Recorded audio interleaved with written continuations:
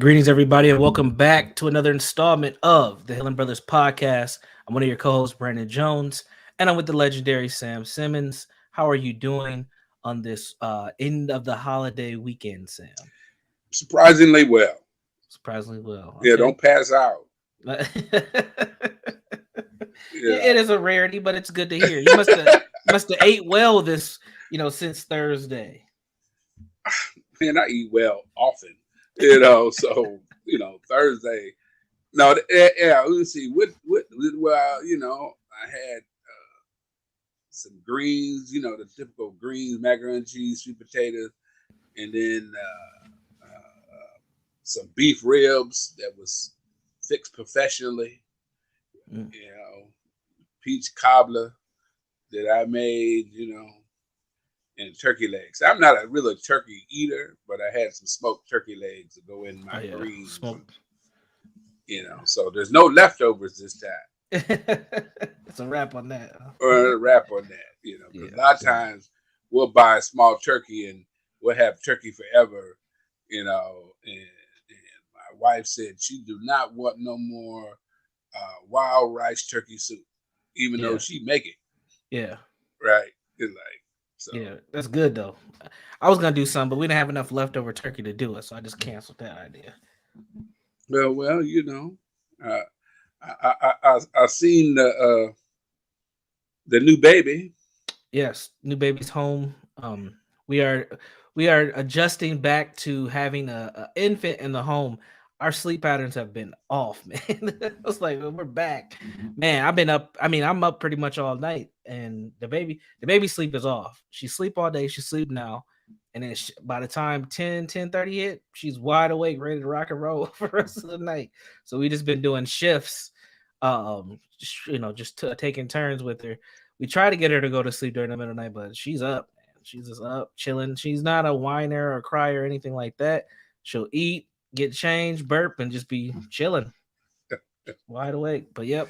So we are adjusting back to that. But it was good to get her home for the holidays, because that NICU situation was just awful. I mean, it wasn't bad, like she didn't have any complications, but it's just that long period between delivering your baby and actually getting your baby to come home, which is it can be very taxing on families. So yeah, but we made it. We're here now. I gotta pay that bill. That bill is crazy. that NICU bill is wild. So that's the other thing that's going on. But that leads to our discussion today: black man being depressed. Because when I looked at the numbers, it's like, boy, let me hit my therapist. I need to talk through this. Like, how this happened? But they get you. One quick thing about the medical system and why it is important for us to have insurance, regardless on how good it is. Just having it is very important. Because when I got the bill, it had the total amount of all the services. Now our child was in the NICU for 52 days, I believe. The overall bill was like $350,000 and something. And then they said, but we worked out a deal with your insurance company, and then they slashed it by like 60% or something like that, right? Right. And then they said, this is what your insurance covered, and then this is what you owe. So they give you that big old heart attack number, Right. and I'm like, oh Jesus. And then they break it down, and insurance pays some, and then whatever's left over for me. Now, what's left over for me is still a lot of money. I mean, it's like $8,000 for her, and then I still have the bill from when my wife was in the hospital too. So altogether, it's like almost $12,000 in just medical bills, which is insane. So it's important for folks, again, have insurance, understand that, make sure you have, you get your money right, because when these type of life situations happen, it can get crazy on people real quick. So I was like, man, but I like how they set it up. They gave me the full price, then they gave me what I had to pay. Even though what I had to pay is still crazy, it wasn't as crazy as what it could have been. So get your insurance, folks. That's my PSA for today. Is that your PSA for the day? That's my PSA for today. Get insurance, Mensure, whatever you need. Have some insurance. Don't get caught lacking out here, because it is crazy. Okay. All right. So depression. We wanted to have a conversation. There are a few things that have taken place over the last week, a few news articles that I sent over to Sam and said, man, we should discuss this. One was from a young man. He was I think he was 13 years old, out of Gwinnett County in Georgia. Ended up killing his mother and shooting his father in a domestic situation on Thanksgiving Day. Then another article, the one I didn't send you yet, Sam, but I think we could still toss this in. A man in Philadelphia, he was sitting at the dinner table on Thanksgiving with his family, gets hit with a stray bullet and dies. Now, the reason why there were bullet shooting was because his neighbors from across the street, there was a young man who was 19 years old who got into another domestic situation with his family on Thanksgiving. Gun came out, he just started shooting. Didn't kill anybody in his actual family, but one of the bullets found its way across the street and killed this man at the dinner table for Thanksgiving. So we got another domestic situation. And then the third article that I did send you was one that was recently locally here, where we had a young man who was on Instagram playing with a gun and ended up shooting his 5-year-old brother in Brooklyn Center, Minnesota. So, or was it Brooklyn? I think it was Brooklyn Park. Sorry. So we're seeing, again, every week we come on, we talk about what's taking place and how things have revved up and gotten even more dangerous, and just kind of just, I mean, it's at this point, it's beyond mind boggling on what's happening. And we're noticing younger and younger and younger people are finding guns in their hands, and they're dealing with these stressors, and things are going on, and people are dying on the streets. And we're not hearing a lot about it on a national stage. You're not hearing a lot about it anywhere. What we're hearing about is police involved shootings. We're hearing about Kyle Rittenhouse, things like that. But every day, Black folks are dying in communities all across this country all the time. So to connect that point to the main article around depression and Black men, is being a Black man, your life can end at any given moment. I mean, any given moment, at any given age, for you just living your life. And you can be involved in street stuff or not. And one thing can lead to another, you could be gone. So the stressors of that, plus racial battle fatigue, internalized racism, dealing with other Black folks, I can imagine that Black men are suffering from depression on a consistent basis. What are your thoughts on that, Sam? Well, you mix so much stuff together, So Well, I'm break it old. down, man. Break it I'm down. old and slow. I'm All old right. and slow. Well, let's slow it down. Yeah, but no, the thing is I think if you say we don't hear about it, I think we do hear about it. We Okay. might not hear about it uh, the same way in what we call conventional news media, and then when we do, it's got a certain slant on it, Mm. right? And we get upset about the slant. But the most important thing is, how do we address this trauma response? And that's, a lot of this is a trauma response, right? A trauma response of actually, I don't know if people don't like the word, using the word of hopelessness, but you know I'm not seeing a whole lot of hope, or hope being thought of in the moment, Yeah. you know and these reactions, right? Hmm. Easily triggered. We know that that is a trauma response. Easily triggered, not being able to manage your emotions, not being able to manage relationships, right? And even if it doesn't, the thing is we know with racialized, especially racialized trauma, it doesn't have to affect you personally for you to be affected by it, Right. indirectly or directly. So you got a Right. family who's got this domestic situation going on in their house across the street, and the bullet kills somebody, a neighbor across the street, Hmm. right? Hmm. Somebody trying to enjoy your family, trying to enjoy your day, right? Draw your home. Because one of the things that I realize and think of is, there should be one place in your life you feel safe, at Mm. least one, right? Right. And you would hope that one place would be home. But a couple of your examples, actually all of them, All of them. were not in the home. I mean, they were in the home where you Yeah. was having this chaos going on. I think the one in Atlanta involved when you read through it, it involves some mental health issues on the young person's part within that household that doesn't seem to be addressed. Multiple calls to the house and those kind of things. Right. So we got that aspect too. How do we address and recognize mental health? And then sometimes we'll say, well, when we address it, nobody else address it. But again, that might be that is. I believe that's true. But the thing is do we really address it? Right?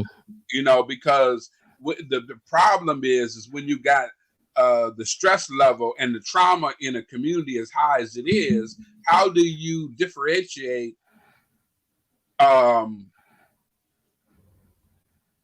mental health? Right? It's still all in that box of mental health, right? But a lot of times when I talk to groups, I talk about emotional health and mental health. Right. Yeah. And if my emotional health is out of whack, it will look like mental illness. So if I can't get a fact of recognizing that I'm under a lot of stress, recognizing that how it affects my body, how it affects my mind, how it affects my health, how it affects my responses. So if I have my emotional responses are so easily triggered, and not have an out for that, or not have people recognize that is an issue, right? Then it really does get out of hand, right? Now we're dealing, it's like, or even recognizing, especially with young men and boys, we've been doing the work with the focus on young men and boys for 13, 14, 15 years, right? Specifically, right? And we're in that. It almost seems like all of a sudden, people again. We talk about trauma, we talk about these things, right? But at the same time, this fact that we talk about these things doesn't mean that we really are trying to address these things. Right. Doesn't really mean that we're trying to be honest about these things, right? Right. And a lot of times we get caught up in the rhetoric of mainstream rhetoric about our problems and not realize we're mimicking them. Like, for example, the article I sent to you of a research article that went through different research projects here and abroad, but focused on a lot about here when it came to Black men. You know how you tell Black men, go get you an education, go get you a good job, live the American dream, whatever that is. Remember, we say dream. Right. And they have found in their research that some of the most depressed people are the ones living that American dream, getting their education, making the money, and found out that they're highly depressed. Right? That coincides with when we started realizing that there were more Black boys and men committing actual suicide. Historically, we were said that we don't commit suicide. We've been committing what we call indirect suicide for years, right? By the way we live and the way we respond to each other, right? But direct suicide. And the person asked me a question, almost 3-4 years ago. Well, Sam, what do you think is the reason for the higher suicide rate amongst Black men and boys? Well, if you've got all this chaos going on around you, right, and you're doing all the right stuff and that chaos is still going around you and still having an effect on you in terms of losing friends and those kind of things, right, and you're not into picking up a gun and going out and doing, getting the work in, as they want to call it, right? There's a hopelessness that comes with that. If you do all the right stuff and you're still catching hell, You do all the right stuff, and you think about it. You're doing the right things, or simple things like running through a neighborhood and being tracked down, minding your own business, right? And you see somebody's life being taken, right? Even though it's not yours. So what is the use? Right? Right. Even though you dress well, you carry yourself well, and you walk in the room, and people got nerve enough to say, you know, when I first met you, I was scared to death of you. Why? and start laughing. You know, when I first met you, I was so scared. Why? In a professional setting at that. Right. It's like, what? And it's like, what was you scared of? And again, the reason I think it's so touchy for me, it was said to me about me. And it's like, why was you scared? Was you scared that I was going to jump across the table and abuse you, rape you, or something? You can't even tell me, can you? Nope, you usually can't. No. And so you got to live with that. And then not only do you have to live with that, you're told that you got to accept that. Or you be told that, you know, all you think about is race. Right? Or you don't want to have this conversation because it makes other people in the room uncomfortable. Which means, on top of the insult, my comfort don't count. My safety don't count. And this can be even done in our own community, for that matter. Right? My own community. So I'm depressed. I feel discounted even within my own community because I am not able, for example, to be the father you think I can because of my circumstances. And you diminish my existence by calling me a sperm donor or basically a baby daddy. Not a father. You know, a baby daddy. Right. So when you diminish my soul, my depression shows up. And unfortunately for Black men, when we're depressed because we haven't had this discussion around us, we have this discussion using other terminology, but around us, our depression shows up because the depression shows up in the way we deal with our anger, the way we deal with violence, the way we might take on violence, the way we should take on relationships, who we want to be angry at, you know, because you and me both know that we have we see this thing going on where you'll have highly educated Black men that are just angry at Black women, right? I mean, just angry, right? And so now, you know, again, that means that there's not certain things going on in terms of what Black women might say about Black men? Yeah, because you know, I recently started dealing with young Black women and that kind of stuff, and some of the same stuff they say about Black men and Black women. But the issue is it comes down to how does that depression show up in our community, and how do we wish to address that depression, right? And so the thing is that, think about this. So you get this article that says Black men who are economically doing okay, got good educations, have a high, well, at least show a higher rate of depression, report a higher rate of depression. Okay, so we can come back and talk about that. Report a high rate of depression, right? Again, if you talk about it in the framework of mainstream mental health, you might miss a point along the way, and I'm gonna come back to that. In our community, some of us read that article. You know what our conclusion is? What? Them niggas are soft. Yeah, I knew. I was gonna say it's like they weak. They can't handle Yeah, it. But then yeah. that's the mindset, not just from other black men, but also from other black women. So that mindset is that they're just soft, they're just weak.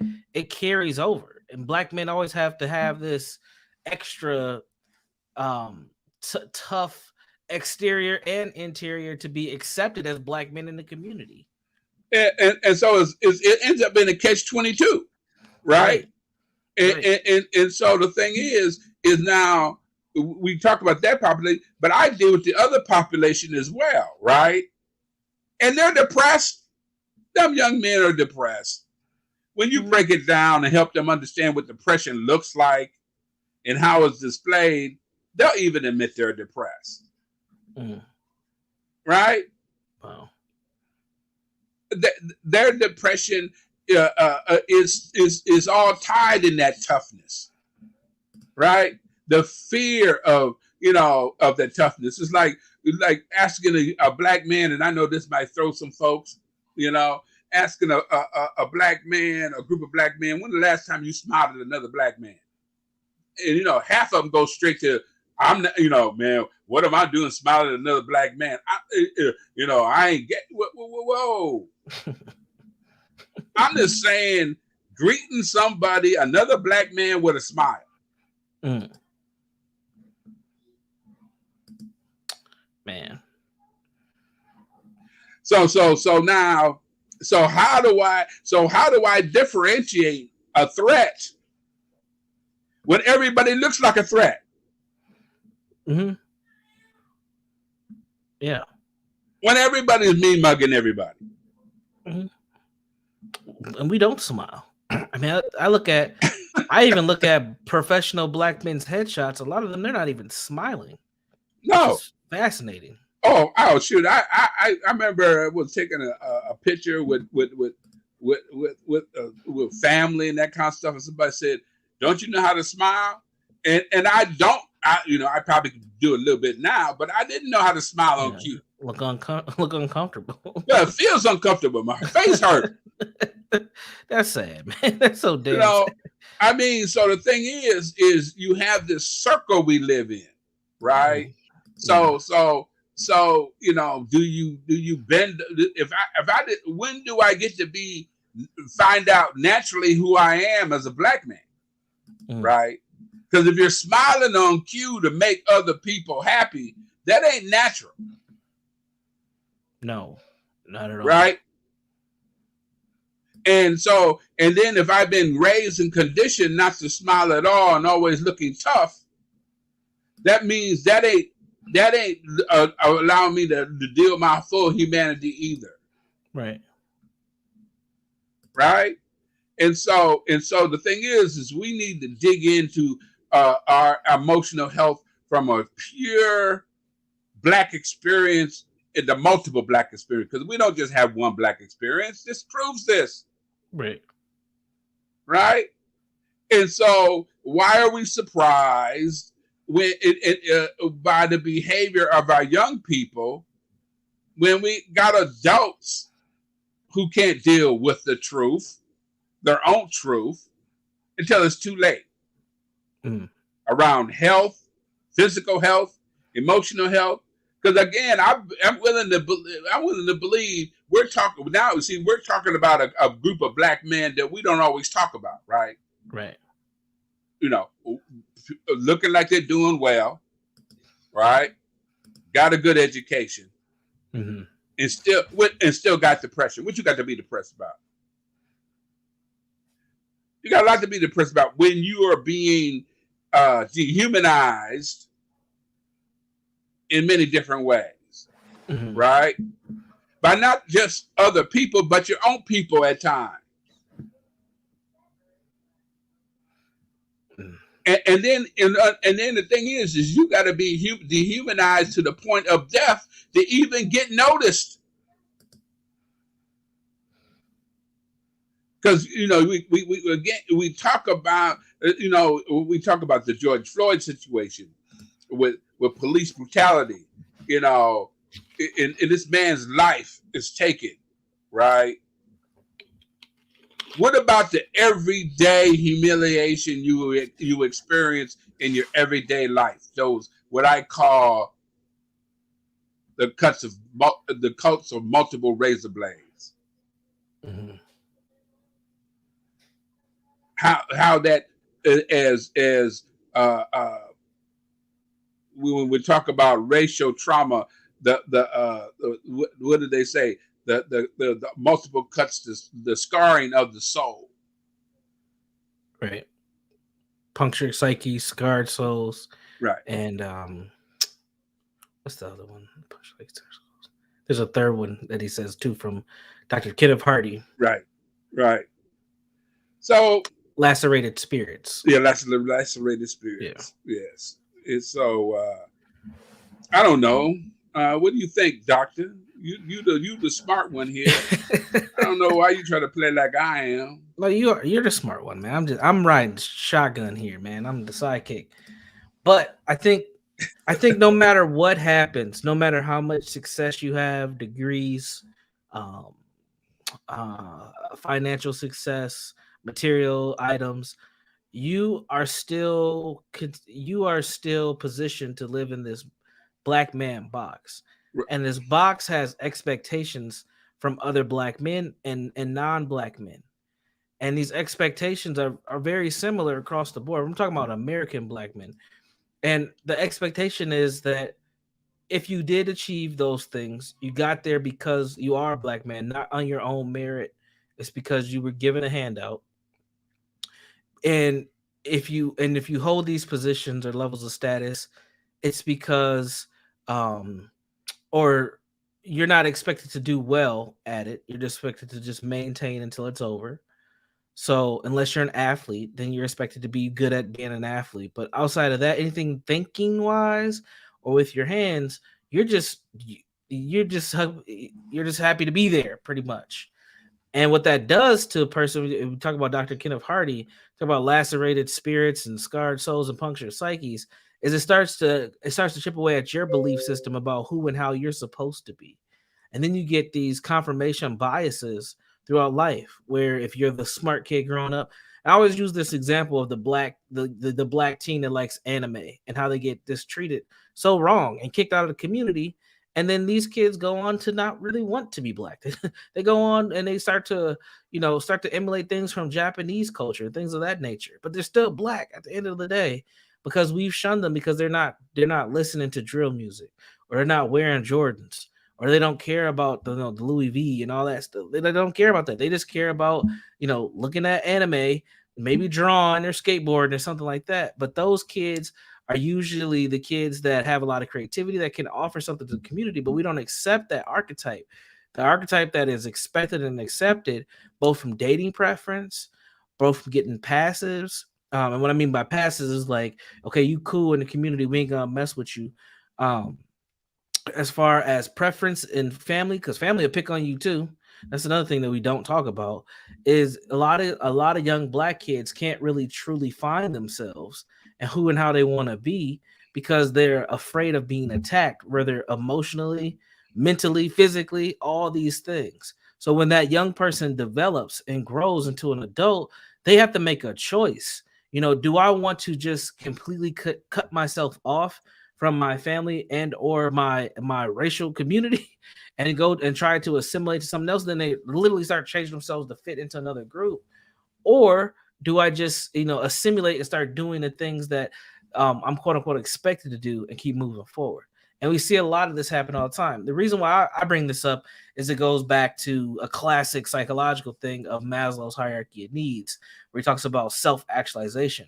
And what I would say is most black children, especially the boys, don't ever get a chance to self-actualize because we're stuck on in these boxes of who we should and how we should be, that we're stuck on those bottom two levels of that pyramid, which is our physiological needs and our safety needs.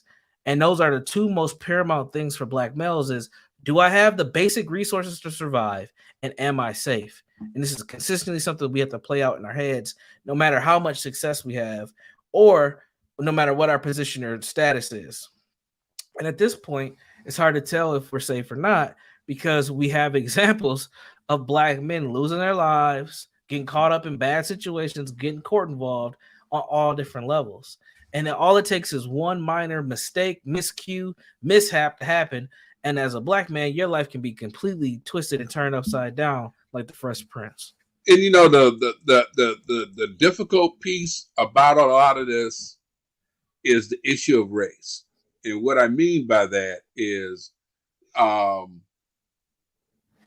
how what am I where does my accountability fit when it comes up to race? Yep. You do you understand what I'm saying about that? Yep. Where does my accountability fit? Yeah. When it comes to race, especially for us, right? Because I watched a TV show not too long ago, one of these talk shows, and they were talking about these current robberies. They're happening everywhere. They're about to turn up even more. Right. Yeah. What do they call them? Where they get a bunch of folks to go in. It's just like a flash mob, but it's just robbing. Right. Robbing.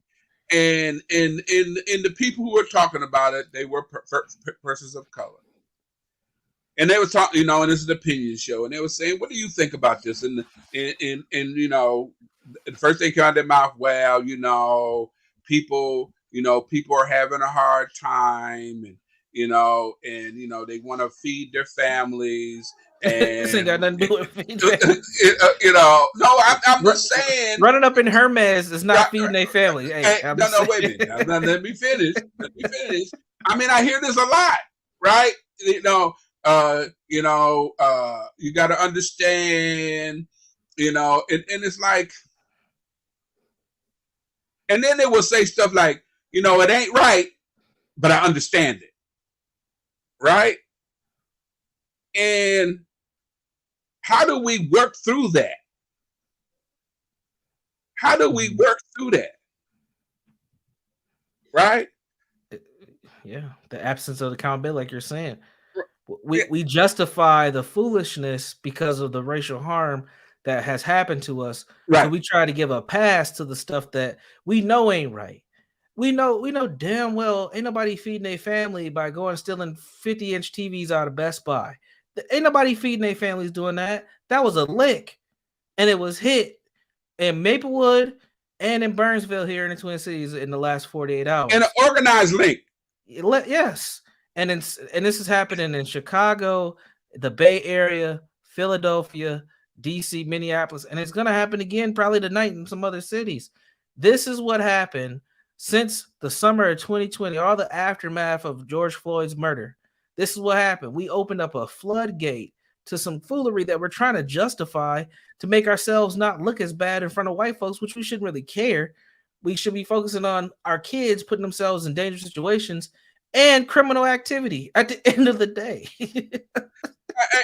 and again, that's why I frame it. How do we come up against accountability and this issue of race, right? Mm-hmm. And the issue of history, right? Mm-hmm. Historically, being mistreated and that kind of stuff, and then this stuff is coming out of what I would perceive as, or what people would perceive as intelligent people. Yeah, I know. And so the thing is how do we deal with that within? Because again, externally, there's all this external craziness. We cannot ignore the external craziness, right? We cannot ignore in thoughtful ways. How do we readjust systems to make us to include us in a much healthier, better way? We cannot ignore that. But at the same time, we cannot ignore how this experience of continuous trauma within this world, especially here in America, we can go a bit further. We right now, we're just trying to deal with America, where your experience has been adjusting to the trauma that you were brought into, especially when you have the issue of generational generations of this issue of dealing with slavery and followed by oppression and those other things at the same time. How do you manage that? And you know, really, in a way, no people should be asked to do that. But many things folks are not asked to do, but we have to. Yeah. I don't think they're being asked to do that. I think they're assuming a role to quote unquote keep their black card validated. What do you think I was meaning to ask to do, though? Asked to speak up and be in this conflicting position of saying, I know it's not right, but I understand it. Oh no, I was talking about. No, what was you explaining? I'm talking about the fact that you have to recognize you cannot ignore the oppression and the racism, but at the same time you have to be accountable for what's going on. You know, in terms of what you need to do as a community, do both of those at the same time, right? Yeah. And being asked to do that. Think about being asked to do that. That's a big task. Yeah, that's a tall order. Yeah, that's what I was talking about. That many of us don't want to accept, because the accountability means that we have to be honest and truthful about some of the stuff that we do. But in this climate, it's not easy to do that. It's very easy to bang on white folks because that's been accepted now. So we can come in. I mean, you see it with trainings all the time. People do diversity, equity, inclusion trainings. They come in drop kicking white folks from the top rope, man. They come in there wild. I be like, dang. But and then guess what? They clap. They want to take pictures and they want to put out hashtags and stuff after the training, and then they keep it pushing. And it's like a BDSM type of thing that ends up happening. It's like abuse me for 2 hours. Right. And then I love you and I'm gonna leave. But see, this is what ends up happening. This is where I was going with what you were saying. Oh, okay. I don't think that the black folks who are these spokespeople for the community are being asked to do it. I think this is a role that they're assuming because it keeps their black card validated. What I mean by that is a lot of these folks are somewhat removed from the community. Let's just be honest. If they're on MSNBC, CNN, The Breakfast Club, like them folks have moved a couple of, even myself, have moved a little bit away out of the community. I'm just be honest. I've been on Foxo.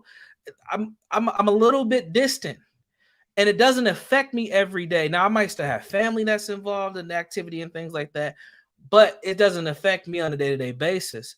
So I'm gonna go on these platforms and these podcasts and all this stuff, and I'm gonna talk black. And then I'm gonna say, and I know it's not right, but I get it. This is what we're gonna have to do. And them businesses got insurance anyway. Like, we'll say this stuff, knowing don't make no sense, but it removes the accountability out of ourselves to say this ain't right. And this is one of my issues that I have with it, is it only becomes a problem when it hits us directly. And we cannot move our community forward. We cannot help advance our people with that type of mentality. We have to be both in, like what you were saying. Because if we stay on this, it's just the white folks' fault for everything, and there's no accountability for black folks, we get more what we're getting today. What we're seeing in the black community, just in terms of violence, that has been turned up since summer 2020, is partly our fault, and no one will say that or admit that.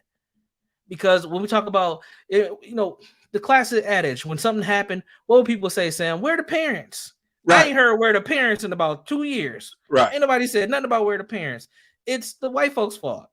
That's what's been happening. That to me is wild. Go ahead. Yeah. And I have a problem with where the parents are, by the way. I have a problem with that statement too. But I just find it funny that no one says that anymore. Okay. Well, but go ahead. Well, see, that's the complicated piece about this, right? Especially when we're talking about our community and some others, but especially our community, even when you say the right thing, you get attacked. There's a negative connotation in the middle, can be taken in the middle of it. Which is what I was talking about earlier. If you get out of that box, if you just take a peek out of that box, you become a target by us. And as black folk, or just people in general, you don't want to be a target of your own clan, your own group, your own collective. But due to our trauma, we become targets very quickly. Go ahead. Yeah, but we also become targets of certain white folks too. A Sure. different type of target. Sure. Right? You know, we're gonna manipulate their words, right? We're gonna manipulate their words to benefit us, right? Right. You know, Brandon said, you know, where's the parents, Yeah, I right? become a shield. Yeah. Right. You know, Right. Right. and so again, that's the complication that we deal with, and we have to deal with. And that's what I was talking about. I don't think anybody deserve to have to do this, deal with this kind of complication, right? Because that's why I always want to emphasize you cannot ignore these other pieces, because Joy talks about it more too. Yeah. You know, you can't, to heal, we have to do our internal work, and we cannot ignore that policy got to change. Yep. It's a both and. It's a both and that don't mean that as certain groups of us gotta do both, but as a group we have to recognize both. You know, because there's some of us who do better at working at policy. I ain't that person. Right. You know, I ain't got that kind of patience. Right? But sometimes I think it'd be easier for me to try to address policy than to address the stuff that's going on in the community, honestly. Right? You know, I mean, the thing is, again, I frame it in, there got to be some place, you as a human being, there need to be at least one place that you feel safe and happy. Right. Absolutely. And you would want it at least in your home. And if it ain't in your home, it's in your community. Right. And so the thing is people will say, well, we used to have that, right, in the community, right? You know, we used to have community, and we looked out at each other. Yeah, well, the thing is some of that stuff didn't play well outside of the community. Interesting. Okay, because a lot of those communities we talk about that was in were contained communities. Right. By force, external forces. External forces. Not by choice. It might have been choice because, you know, not everybody want to be integrated. That was true. You know what I'm saying? You know, but I'm just saying is that when you've been so consumed by fighting off this emotional and physical boogeyman called racism and oppression, when do you have time to evolve past that fight? Right. And we got to get to a point where we got to evolve past that fight, man. Because the thing is right now is we don't have the luxury of half thinking through shit. Right. Exactly. You know, you know, and we don't. And on top of that, sometimes we got to be brave enough not to let white folks overtalk us as well. You know, I watch the news media, right? And you know, black folks are saying, you know, with the last verdict, if there wasn't any video, there wouldn't have been a trial, right? And they keep saying, when do we get to a point where black folks are believed without video, and white folks talk right past that? Well, you know, it worked this time. Let's look at the backstory. They had to go through 2 or 3 different attorneys in that state DAs. To even get it going. Yeah, DAs. You know, so we can look at verdicts, but we also got to look at the bigger picture, right? And if you fight from a victim position, as we often do, we miss the bigger picture, right? But so that's a bigger picture. But now let's go bring it back to community, back to family, right? And ignoring our trauma for so long has really interrupted our ability to be family in a healthy kind of way. Right. And then we will make statements like, back in the day there was discipline. And then, you know, when people start saying that, what do you mean? Oh, you know, a switch was, you know, I got beat and all this other kind of stuff, you know, and beat with stringent cords and that kind of stuff. And then you talk to that same person who have kids and say, I don't beat my kids. But you know what I mean? I don't beat my kid, but you promoting this shit, and I don't beat. I say, I got it. but again, see, a good counter to that statement, because I hear that all the time. We talk about it all the time. Is what did love look like back in those days? What did child rearing look like beyond discipline? Because we always go to just beating on each other. Like is that something that is ingrained in us? Is that a hardware problem that we don't know how to socialize without being violent to one another? Like, to me, that's something we need to think about. Now you talk about having full circle solutions and understanding, not half-assing stuff.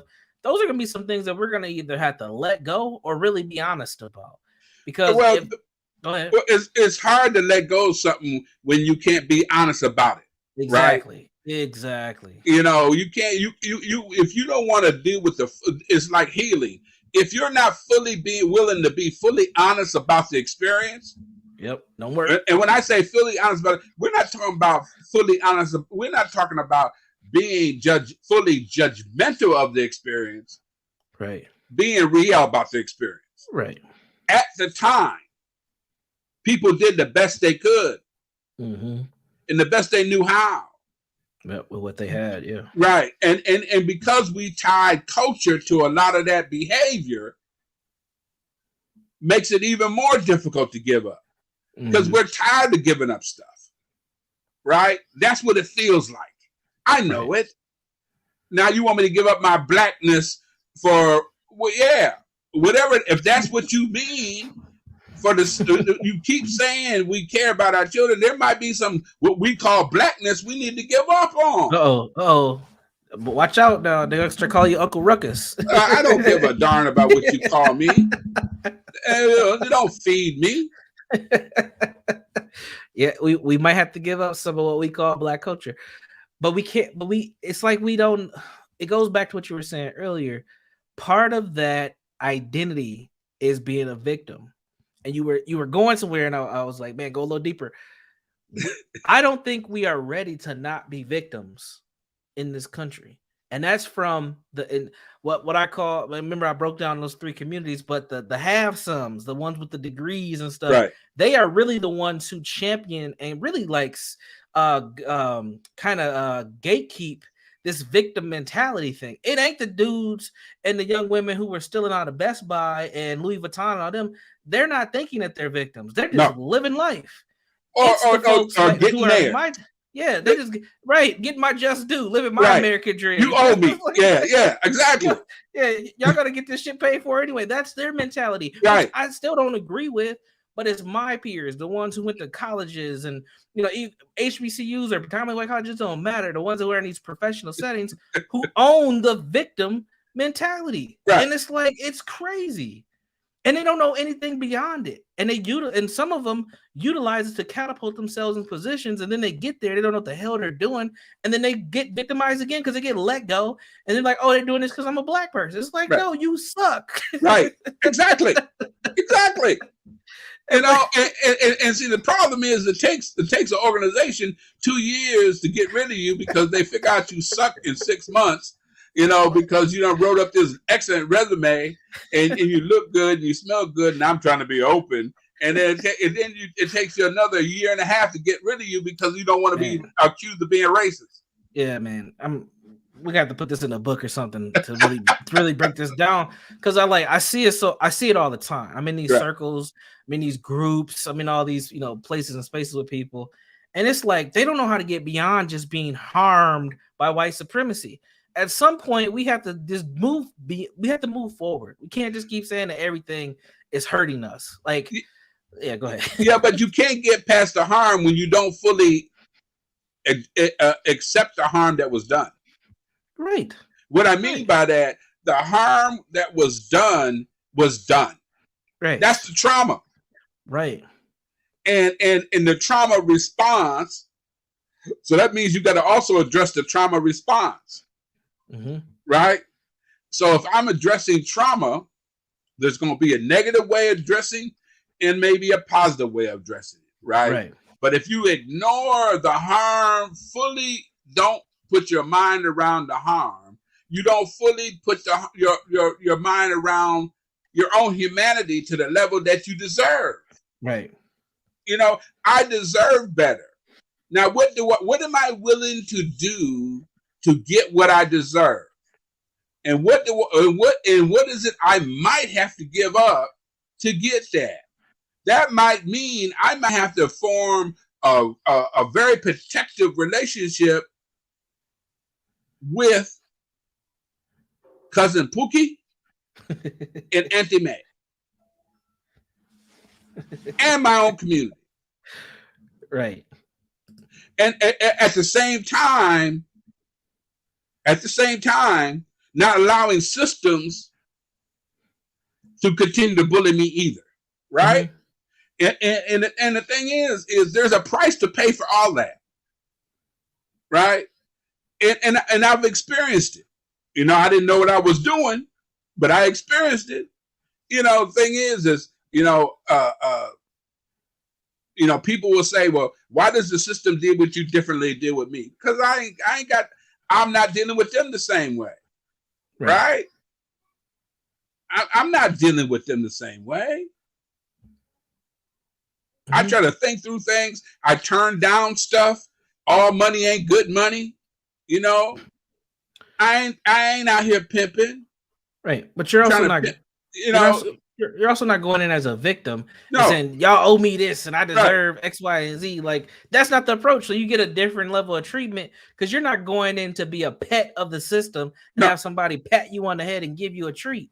That's the difference. and the thing is, other folks might look at that differently, but I've been lucky. Somebody might think, you might have crossed their mind about the Uncle Tom or Uncle Thomas or whatever you want to call the uncle. But again, standing up for yourself in a full capacity. Yeah. I am 100% black man. Okay? If I ignore that, I'm a fool. Right. Because somebody along the way is going to remind me that I'm a black man. Right. And it might not necessarily be a white person who's going to remind me of being a black man. Right. Right? Right. That's some foolishness. And it's foolish for somebody to come up to me and tell me, I don't see color. No, as soon as I walked in the door, you knew to recognize I was a black man. What do you mean? Right. So you got it on both sides. Well, let's keep it real. Yeah, keep it real. What? Real black? What does that mean? Every now and then I my other side of my blackness, like when I said shit earlier and that kind of stuff. I feel now that don't mean it ain't a lonely spot, but I feel real free. Right. That I don't have to act black according to somebody else. Right. For either black or white folks. Right. Right? Yeah. And have learned that boundaries are good, but they hurt as well. Yes. Okay. And a lot of good things hurt in the short run and sometimes in the long run. Right? Because the thing is one of the things about staying a victim, you don't have to be responsible for nothing. Exactly. See, exactly. Even though you're still responsible for nothing. When you end up when you end up at that one of them dark spots because you didn't get what you thought you should get. Mm. Because it's like, okay, what are you gonna do? It's like when you ask a client, what are you gonna do if all of this changed tomorrow? What would you do? Yeah, what's next? I don't know. Well, that's the point. Yeah. Act like all this stuff is changing tomorrow, so you at least have a plan. Man. Because again, it's like, we because of the wound, we have been justifying behavior that haven't been in our best interest for a long time. Mm-hmm. So that because we always been told, and it's true, that you have to build self-esteem, support self-esteem. So if the child is not doing quite exactly right and that kind of stuff, you find some way to build their self-esteem, right? and that's true. But compassion, accountability says, you know what, dude, that was messed up. That was messed up. I can't honor that. I remember I had a friend, an associate of mine, who,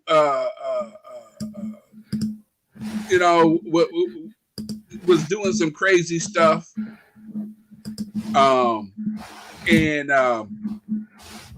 for some reason, and I don't know if it was doing it again with his girlfriend or whatever, some kind of lie going on.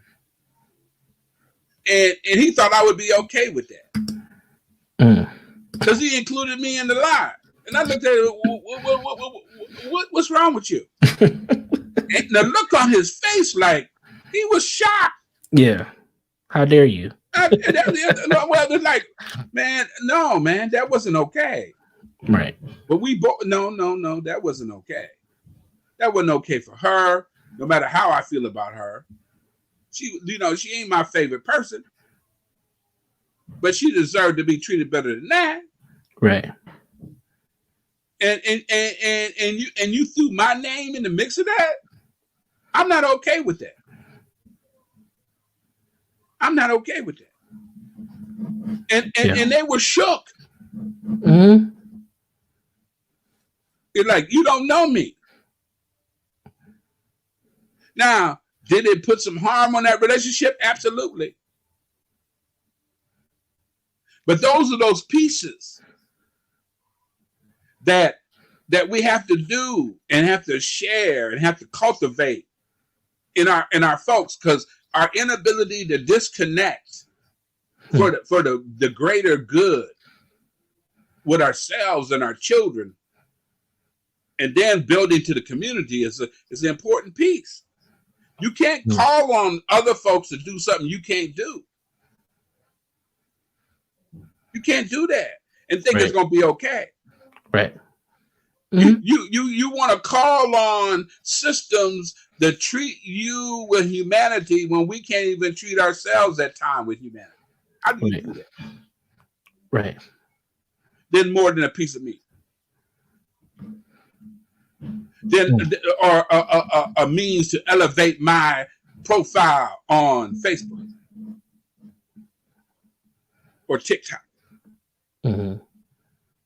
On the bodies of our own people. Right. And really questioning, why would a young person feel that that's okay? That ain't all about white folks. Mm. And so when we ain't willing to be honest with our own souls, don't expect other folks to be honest with you.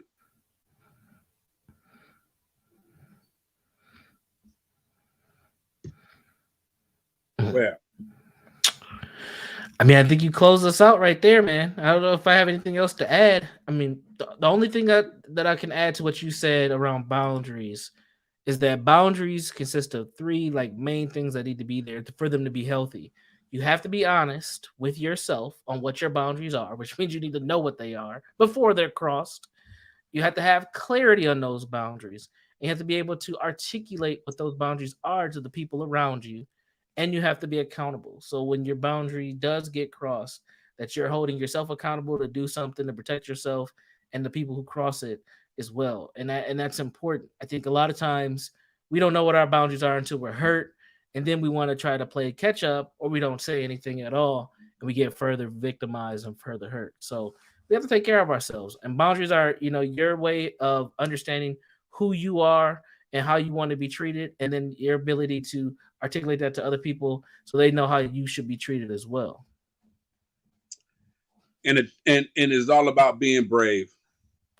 Absolutely. Well, speaking of that, we're going to close out here. We hope that you're brave enough to come back next Sunday at 3 p.m. Central Time, and then share this episode with somebody that you care about. Be sure to subscribe to the Healing Brothers Podcast YouTube channel, and we'll see you all next week. Peace.